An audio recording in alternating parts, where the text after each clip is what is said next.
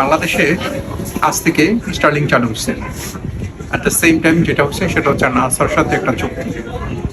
অর্থাৎ বাংলাদেশে এখন যে অবস্থা সেটা বিনিয়োগ করার জন্য খুবই উপযোগী, এটা সত্যি। আর আমরা যতটুকু জানি যে বাংলাদেশের ইতিহাসে বিনিয়োগ করার জন্য এত বড় সম্মেলন কখনো হয় নাই। বিভিন্ন ফরেন ডেলিগেটস, বিভিন্ন এবং বিভিন্ন দেশ থেকে আগত ফরেনার ইনভেস্টমেন্ট এখানে আসছে। অর্থাৎ এই যে আসার কারণে কর্মসংস্থান সৃষ্টি হবে এবং দেশের অর্থনীতি অনেক চেঞ্জ হবে, এটা স্বাভাবিক।